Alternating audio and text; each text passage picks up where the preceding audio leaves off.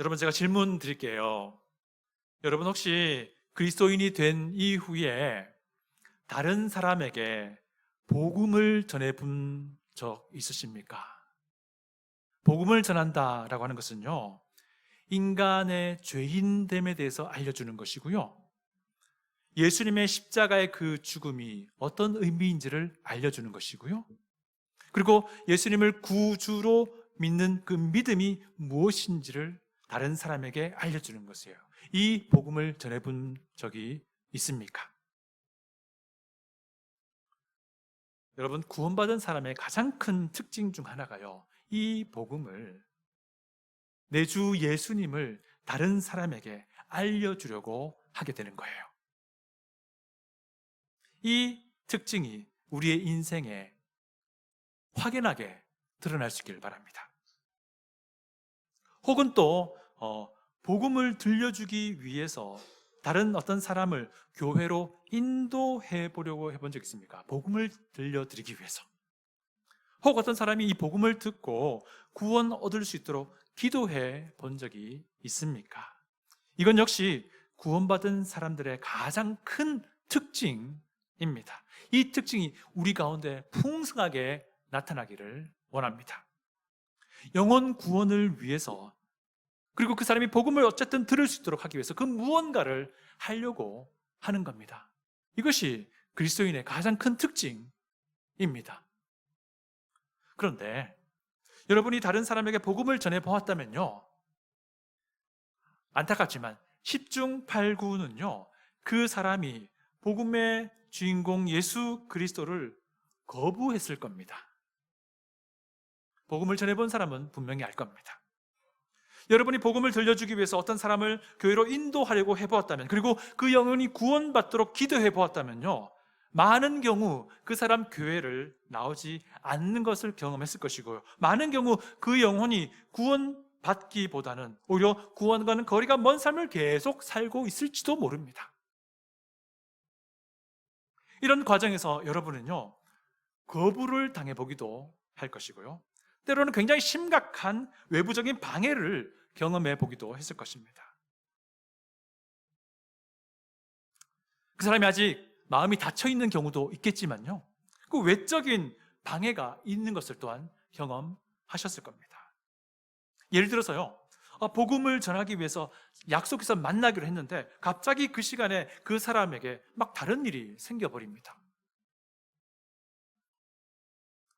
심지어 그 사람 주변에 있는 다른 어떤 사람들이요, 그 사람에게 복음을 듣지 못하게 자꾸 상황을 만들어가는 것도 경험해 본 적이 있을 거예요. 심지어 복음을 거절하도록 자꾸 부추기는 것도 경험해 보셨을 겁니다. 여러분, 교회가 무엇입니까? 교회는 그리스도 안에서 한 몸됨이에요.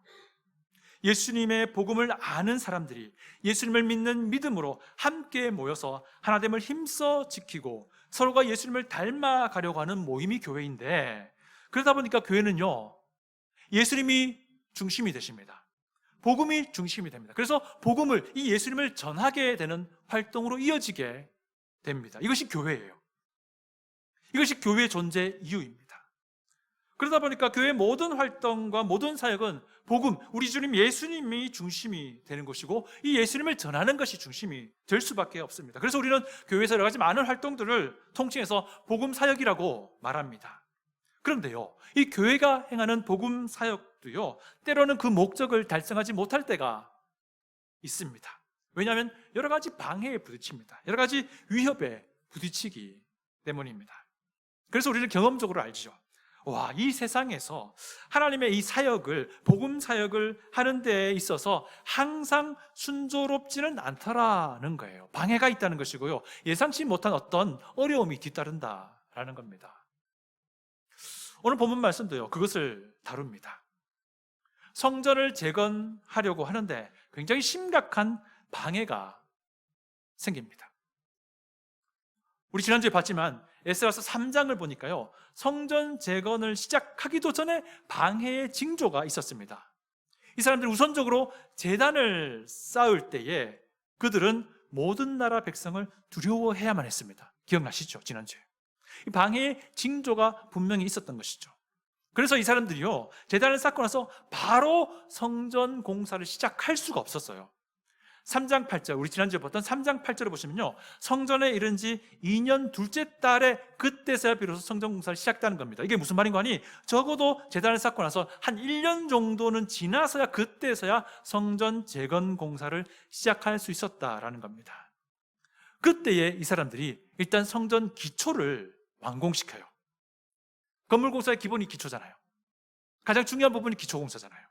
그래서 이 기초 공사가 진행될 때에 이 사람들은 너무 기뻐서 여호와 하나님을 막 찬송합니다. 그때 그들이 불렀던 찬송 가사가 주의 선하심이, 주의 인자하심이 영원하다라는 그런 찬송 가사입니다. 여러분 익숙하지요? 예.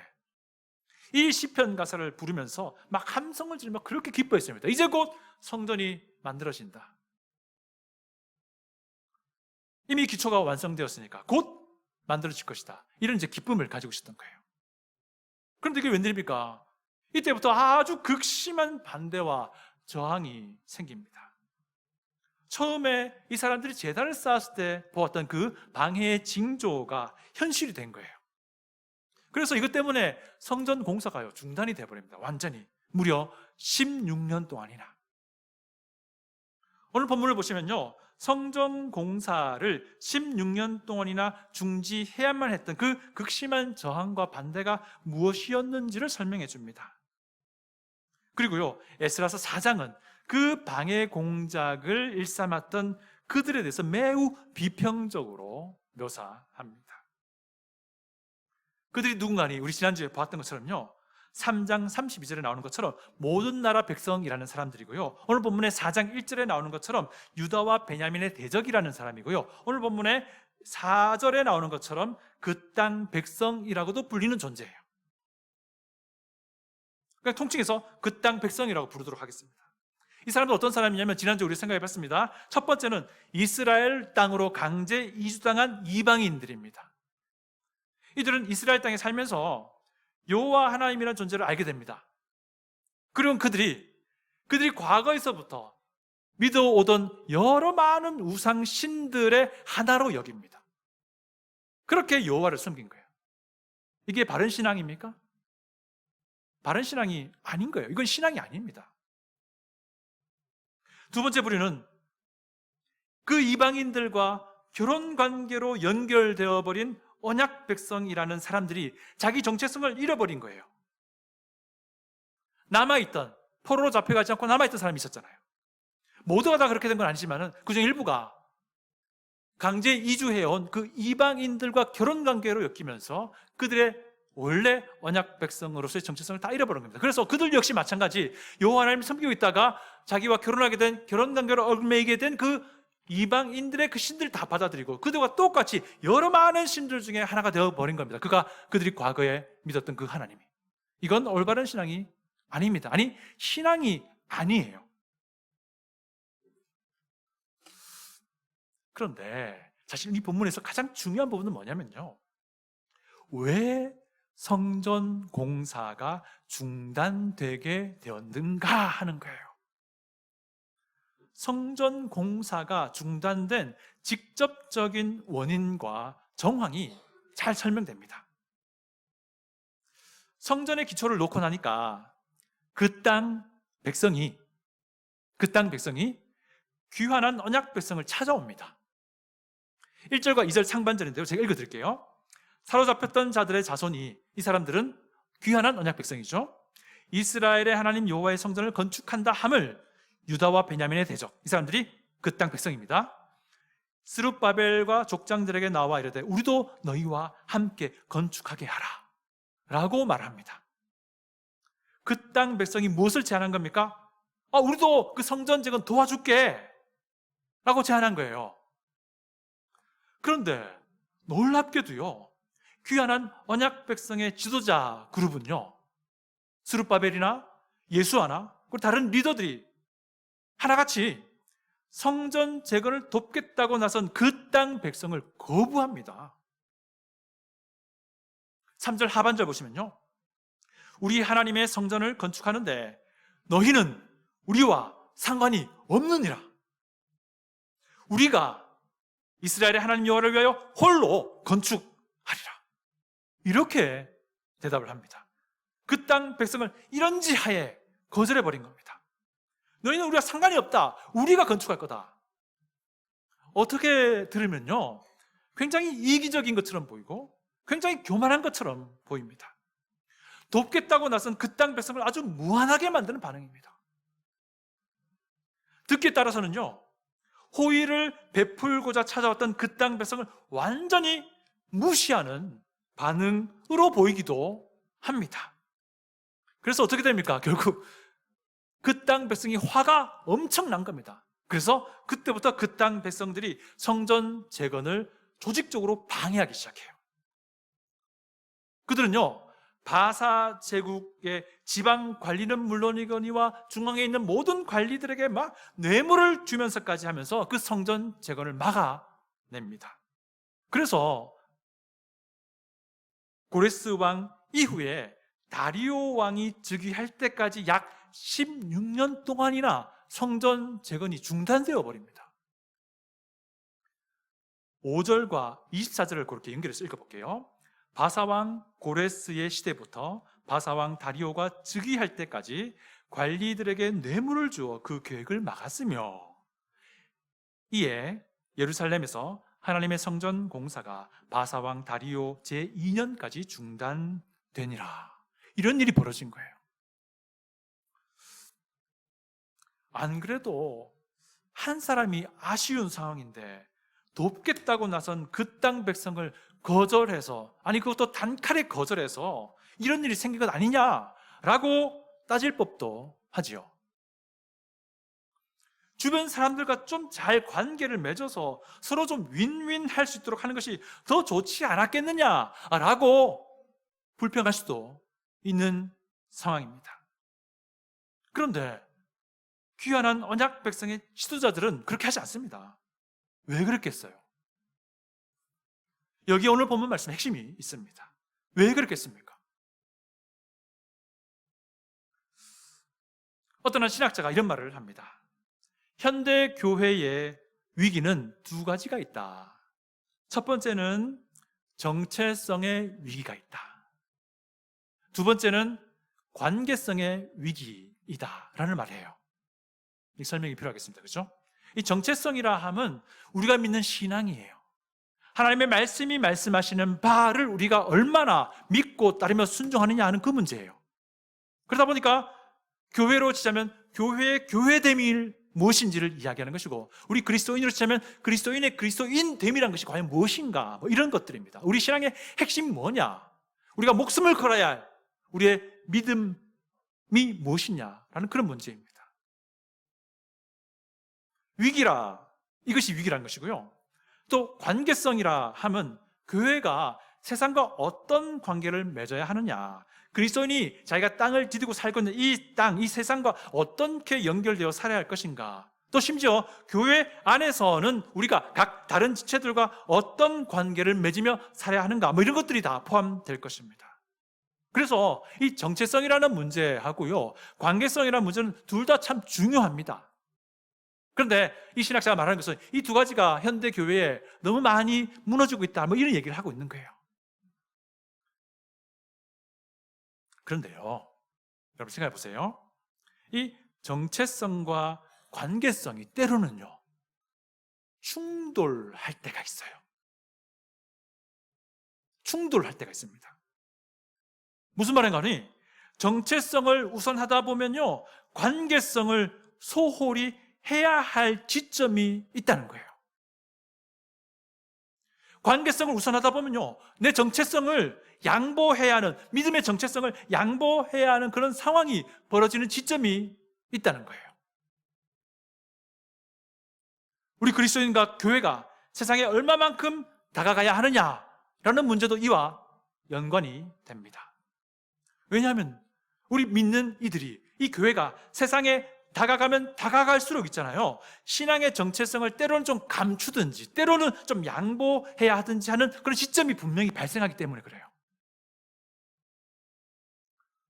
이 부분은 선교 현장에서 굉장히 크게 와닿게 될 겁니다. 새롭게 전해지는 그 지역에 기독교가 현지의 문화나 현지의 관습에 얼마나 가까이 다가가서 현지화되어야 하느냐, 이 문제가 굉장히 빅 이슈예요. 왜냐하면 이것이 기독교의 정체성을 포기하고 감춰야 할 수 있는 문제에 접하기 때문에 그래요. 그런데 이게 선교 현장에만 있는 게 아닙니다. 우리에게도 있어요. 또 개별 그리스도인으로서는요, 믿지 않는 이들에게 내가 다가가기 위해서 어느 정도까지 그들과 같이 되어야 하느냐, 이런 문제도 우리가 생각해 볼 수 있겠죠. 또 한편 교회 안에서도요, 지체들과의 관계가 우리의 신앙의 핵심의 그 정체성을 때로는 무디게 만들거나 혹은 양보하게끔 만드는 지점들이 분명히 생긴다는 거예요. 제가 좀 부끄러운 제 일을 좀 말씀드리고자 합니다. 제가 서울에서 직장 다닐 때요, 초등학교 동창생 모임이 있었어요. 저는 어쨌거나 제가 이제 그때 구원받은 지 그렇게 오래되지 않았던 때예요. 어쨌거나 그 옛 친구들에게 복음을 전하면 좋겠다라는 건 순수한 마음이 있었습니다. 그래서 그들을 만나가지고 최대한 오래 좀 같이 있으면서 좀 더 친하게 지내면서 그들에게 복음을 전할 수 있는 기회가 있으면 참 좋겠다는 그런 아주 순진한 생각을 했습니다. 모였죠. 식사했지요. 노래방에 가는 겁니다. 노래방에 가서 맥주를 시킵니다. 저는 그때 예수를 믿은 뒤로부터는 술을 안 먹었거든요. 어쨌든 술을 먹게 될 상황이라 좀 고민했습니다. 어떻게 하면 될까? 맞다. 그리고 내가 이 사람들과 좀 더 가까이 지내면서 더 친밀하게 지내면서 어쨌든 복음의 기회를 좀 잡아야겠구나라는 생각이 더 앞섰어요. 그래서 같이 맥주도 같이 마시고 노래도 같이 열심히 부르고 그렇게 시간을 보냈습니다. 그리고는 그렇게 지내다 보니까요, 기회가 없는 거죠.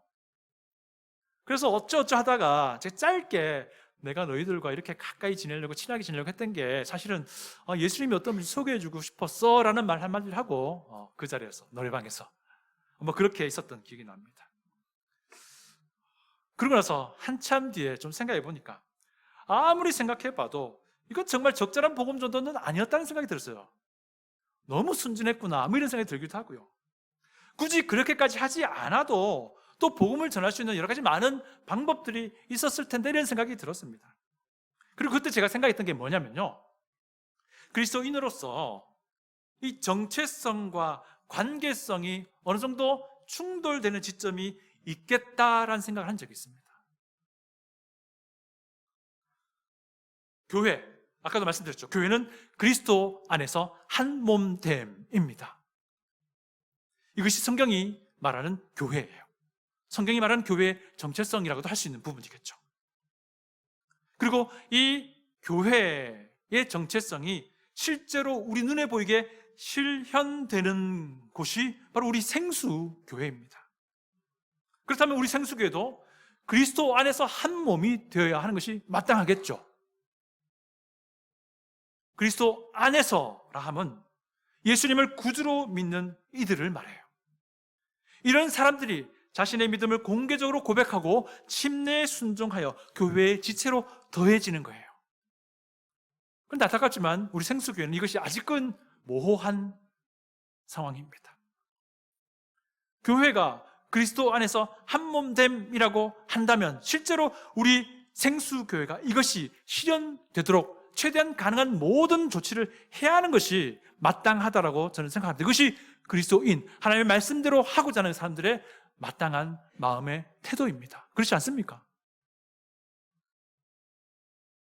그런데 이걸 하려면요, 이 그리스도 안에서 한몸됨이라는 교회의 정체성이 생수교회에서 시작되려면요, 한 번은 우리 모두가 다 자신의 구원에 대한 믿음을 공개적으로 고백하고 교회의 지체됨을 서로가 서로에게 확인받고 확인하는 시간이 필요합니다.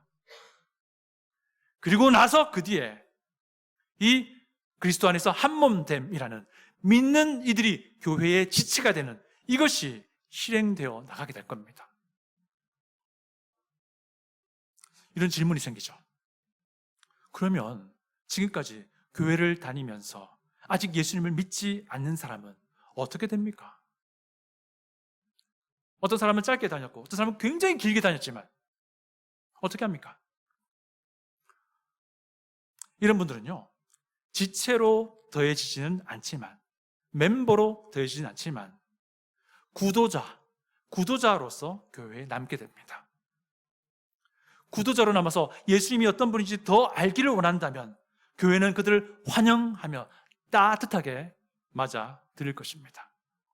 또 그들에게는 지체로서의 의무와 권리를 지우지 않을 것입니다. 지체로서 의무라 함은 예배에 참석하는 것이고요, 헌금을 드리는 것이고요, 책임 있는 지체가 되고자 하는 것 등등을 말하겠죠. 또 그들에게는 권리를 지우지 않을 것입니다. 권리라 함은 주의 만찬에 참여하는 것과 교회 회원으로서 교회 회의에서 의결권을 행사하는 것 등등을 말할 것입니다. 이 교회의 단순한 정체성, 교회가 무엇인지, 교회됨이 무엇인지를 실현함에 있어서도 정체성과 관계성이 충돌하는 것입니다. 또 교회는 예수님의 몸으로서 순결해야 되고요, 정결해야 되고요, 거룩함을 투영해 주어야 합니다. 믿으시죠? 이것이 교회 정체성입니다. 그런데 이 교회의 순결함, 거룩함의 정체성을 지키기 위해서는요, 때로는 잘못을 범하고도 회개하지 않는 지체가 있다면요, 안타깝지만 그 지체를요 징계하거나 심지어 출교도 결정해야 돼요. 이것이 마태복음 18장에서 예수님께서 분명하게 말씀하신 원리예요.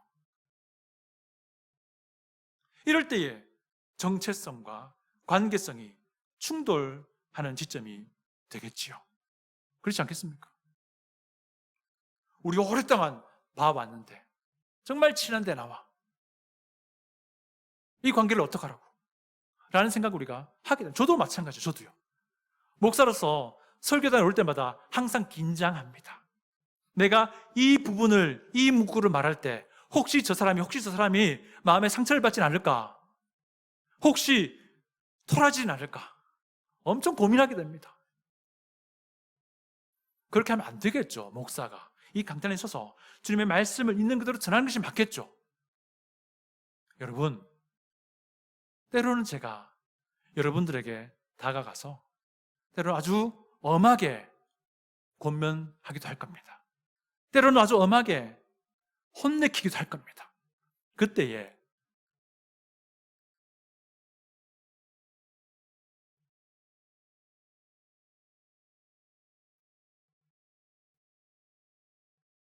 받아주시기 바랍니다. 이것이 성령님께서 내가 하시는 말씀이다 라고 받아들일 수 있는 그런 믿음이 우리에게 있기를 원합니다. 우리 각자도 마찬가지 아닙니까? 예수님의 말씀을 따르며 예수님의 사람으로서 정체성을 지킬 것인가, 아니면 다른 사람과 관계성 때문에 이 정체성을 좀 양보할 것인가, 이 문제가 우리 가운데 계속 일어나는 거예요. 이런 상황이 정말 여러 가지 모양으로 우리의 믿음의 길 앞에 놓여져 있습니다. 지금까지 우리가 그런 것들을 계속 경험해 오기도 했고요. 근데 그때마다 우리가 무엇을 결정했습니까? 무엇을 따랐습니까? 오늘 목장 모임에서요, 이런 여러 가지 상황들이 어떤 것이 있을 것인지, 혹은 이런 상황에서 내가 무엇을 결정했었던 건지, 과거에 이거 한번 나눠보시기 바라요. 여러분, 정체성과 관계성이 충돌할 때 무엇을 선택할 것입니까? 이런 문제에 대해서 오늘 본문이 우리에게 분명하게 답을 해 줍니다. 정체성과 관계성이 충돌할 때에 정체성을 선택하라라는 거예요. 비록 그 정체성을 선택한 그 결정이 어려움과 위기를 만든다 할지라도 여러분, 그렇게 하길 바라십니까? 좀 전에 제가 5절에서부터 바로 24절로 넘어갔지요. 그 이유가 있습니다. 왜냐하면요, 6절부터 23절의 내용은 사실 성전 재건을 방해한 내용은 아니에요. 16년 동안 성전 공사가 중지되었다가 다리오 왕 제2년 차에 시작이 됩니다. 그리고 5년 뒤에 완공이 돼요. 그리고 그 해에 다리오 왕이 죽습니다. 그리고 그 뒤에 아하수에로가 왕이 됩니다. 아하수에로 아시죠? 에스더에 나온 그 아하수에로 왕입니다. 그리고 그 뒤에 아닥사스다라는 사람이 왕이 됩니다. 이 아닥사스다 왕 때에 에스라, 느헤미야의 지도하에 예루살렘 성벽도 재건이 돼요. 그러니까 이게 무슨 말인가 하니, 이 시기에 과거에 성전 재건을 방해했던 그 사람, 똑같은 사람들이 요 뒤에 이 시기에도 계속해서 언약 백성들을 모함하고 욕하고 또 고발하고 해서 이후에 성벽 재건도 방해를 한 거예요.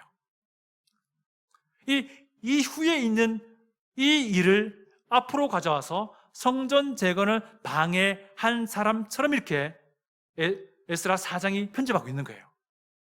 근데 방해한 사람 똑같아요. 과거 그 전에 지금 이 시점에 성전 재건을 방해한 사람들이나 좀 한참 뒤에 성벽 재건을 방해한 사람들이나 그 주체는 똑같아요. 그 땅 사람들이에요. 여러분, 이걸 자세하게 읽지 않고 그냥 한번 쭉 읽어보면요, 그 역사적 정황을 순서를 따지지 않고 읽어나가면 여러분 어떤 생각이 들 것 같습니까? 성전 재건을 방해한 사람들, 그 성전 재건 방해에 대해서는 4장 5절이 한 줄로 설명해요. 뇌물을 먹여서 그 계획을 막았다는 거예요. 그래서 16년 동안 중지되었다는 겁니다. 요 한 구절과 그 뒤에 이 많은 구절, 그 뒤에 성벽 재건을 방해한 사람들, 같은 사람이긴 합니다만 이게 같이 섞여 있는 거예요. 그러면 이 성경 읽는 우리는 어떤 생각을 가지겠습니까? 와, 성전 재건을 방해한 이 사람들 정말 나쁘다, 이런 생각을 하게 됩니다. 네, 맞습니다. 에스라서 4장을 이렇게 편집하게 하신 성령 하나님의 의도가 있다는 거예요. 뭐냐 하면 이 스룹바벨과 예수와 그 당시 언약 백성의 지도자들이 단호하게 내린 그 결정이 옳았다라는 거예요. 옳았다는 거예요. 만약에 성전 재건을 돕겠다는 그 땅 백성의 제안이 정말 순수한 제안이었다면 그들이 이렇게 방해 공작을 펼치지는 않았을 것입니다. 그들의 제안이 순수한 호의가 아니었다라는 것을 에스라서를 통해서 성령 하나님이 독자에게 고발하는 거예요. 이게 무슨 말입니까? 관계성보다는 정체성을 선택한 것이 옳은 결정이었다라는 것을 에스라서 4장 편집의 방법을 통해서 성령 하나님이 우리에게 알려주는 겁니다. 또 한 가지 중요한 것은요, 만약에 그들의 제안을 받았을 때 벌어질 일에 대한 겁니다. 그들의 제안을 받는다는 말은 어떤 의미냐면요, 그들과 함께 어울려서 그들과 함께 섞여 살겠다라는 뜻이 됩니다. 여러분, 스룹바벨과 예수아를 비롯한 그 당시 지도자들은요, 그 함께 어울린 결과물이 사마리아 사람인 것을 분명히 알고 있었습니다. 2절을 보십시오. 2절, 스룹바벨과 족장들에게 나와 이르되 우리도 너희와 함께 건축하게 하라. 우리도 너희같이 너희 하나님을 찾노라. 아수르 왕 에살핫돈이 우리를 이리로 오게 한 날부터 우리가 하나님께 제사를 드리노라. 요 말만 들으면 어떻습니까? 그 사람들도 여호와 하나님을 섬기는 사람이에요.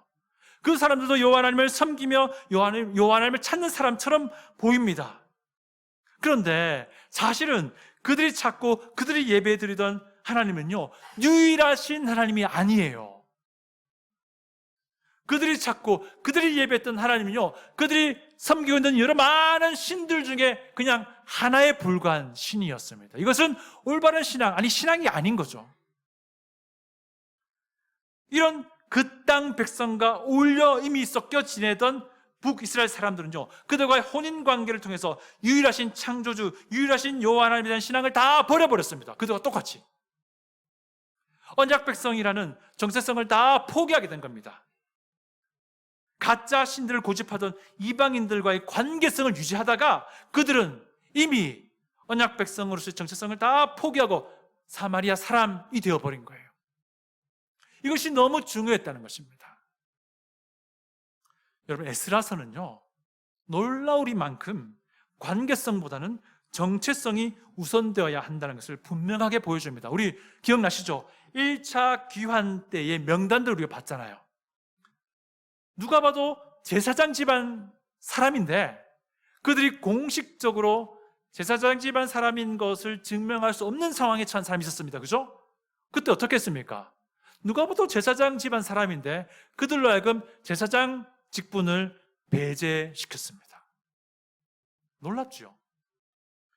관계성보다는 정체성을 우선한다는 것을 에스라서가 특별하게 보여주는 것입니다. 오늘 본문도 마찬가지고요. 우리가 또 앞으로 보게 될 9장과 10장을 보시면요, 그 에스라 주도하에 영적인 대각성이 벌어져요. 그때에 어떤 사람들이 있었냐면요, 언약 백성이 남성들인데 이방 여인을 그것을 아내로 맞이한 거예요. 그러니까 그 땅 백성들, 그들을 아내로 맞이한 거예요. 근데 그 사람들이요, 결국 이것이 잘못되었다라고 해서 그 아내를 다시 다 돌려보냅니다. 이런 일까지 벌어져요. 이 부분은 그때 가서 더 자세히 우리 살펴보긴 하겠지만요, 이건 역시 관계성보다는 정체성을 우선해야 한다라는 메시지를 우리에게 주고 있는 겁니다. 그리스도인은요, 이 땅에 살고 있습니다. 교회 역시 이 땅에 존재합니다. 그래서 우리는 항상 관계 안에 있게 됩니다. 교회 안에서도 우린 서로 관계로 얽혀 있습니다. 그리스도인과 교회는 그리스도의 십자가 복음을 전하기 위해서라도 이 땅에서의 관계가 필수적입니다. 여러분, 가능한 많은 사람들과 좋은 관계를 유지하도록 최선을 다하시기를 부탁드립니다. 그런데 그 관계를 유지하기 위해서 그리스도인으로서의 정체성을 양보해야만 한다면 어떻게 하시겠습니까? 관계보다는 그 정체성을 붙들길 바랍니다.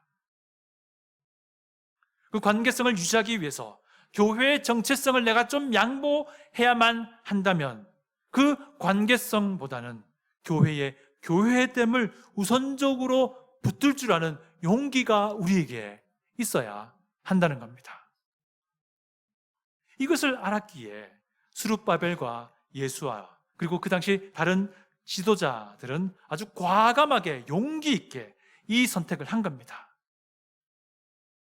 그들이 몰랐을까요? 그 땅 백성이 화가 날 것을 몰랐을까요? 그 땅 백성이 어떻게 해서든지 방해 공작을 펼칠 줄 몰랐을까요? 아니요, 그들은 알았을 겁니다.